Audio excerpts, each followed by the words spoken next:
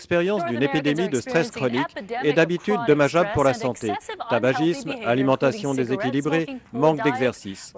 Dr Rondalo est ici pour nous parler d'une façon simple d'améliorer votre santé. C'est exact. Environ 70% des maladies peuvent être évitées. Et la réduction du stress peut aider, car la majorité des mauvais comportements sont associés à de longues périodes de stress. Les études maintenant montrent la possibilité d'allonger la vie par la méditation.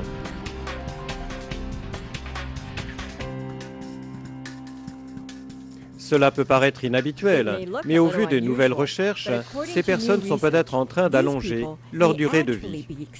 L'AMT est décrite comme étant une technique simple, naturelle, sans effort, qui se pratique 15 à 20 minutes 2 fois par jour.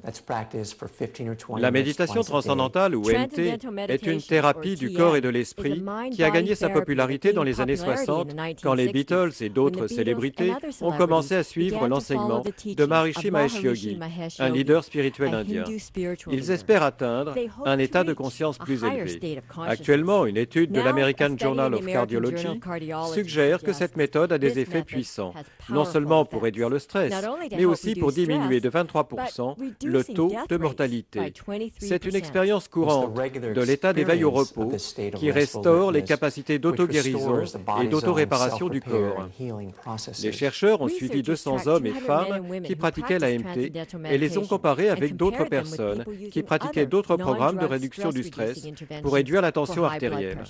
Les personnes plus âgées pratiquant l'AMT ont une durée de vie plus longue de 23% comparée aux autres groupes réunis. Lorsque l'on considère en particulier les maladies cardiovasculaires, on observe une réduction de 30% du taux de mortalité due aux maladies cardiovasculaires. Ils avaient également moins de chances de mourir d'un cancer. Frank Aika est surprenant, il pratique l'AMT depuis ses 18 ans. J'étais chez mon médecin pour un contrôle en novembre dernier. Après qu'il m'ait fait presque tous les tests, il m'a dit que j'avais la physiologie d'une personne de 23 ans, alors que j'en ai 55. La méditation est une sorte de repos, un repos plus profond que le sommeil. C'est une préparation à l'activité de la journée. Trouver simplement des façons de gérer le stress peut accroître les bienfaits au niveau de la santé. Le stress est toujours là, vous savez, la vie c'est la vie, mais il s'en va un tout petit peu plus. Ce que les études ont montré, c'est que si la méditation diminue le taux de mortalité, beaucoup d'autres traitements non médicamenteux pour la tension artérielle doivent encore être étudiés pour leurs effets à long terme. Même si la méditation transcendantale ne remplacera pas d'autres traitements médicaux, ceux qui croient en cette approche pensent qu'elle leur évitera des problèmes de santé. C'est intéressant. Quels sont les autres bienfaits de la pratique de la méditation? Cette étude a montré également une réduction de 49% du taux de mortalité lié au cancer, de même que des taux plus bas du mauvais cholestérol.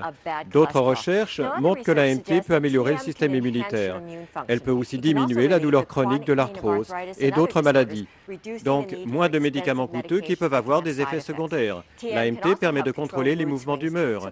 Les gens se tournent moins vers les comportements malsains liés au stress. Ils réduisent leur consommation d'alcool, de drogue et de tabac.